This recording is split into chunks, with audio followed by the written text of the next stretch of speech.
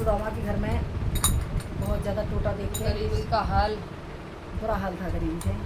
तो जब गरीबी ज़्यादा परेशान हो जाती है तो सुशीला रो रो के अपने पति से कहती हैं कि तुम वहाँ द्वारकाधीश के पास अब चले जाओ जाओ, द्वारकाधीश। अब हमसे बर्दाश्त नहीं होता। तो किस तरह से कहती हैं, तंगी बुरी चीज रोवे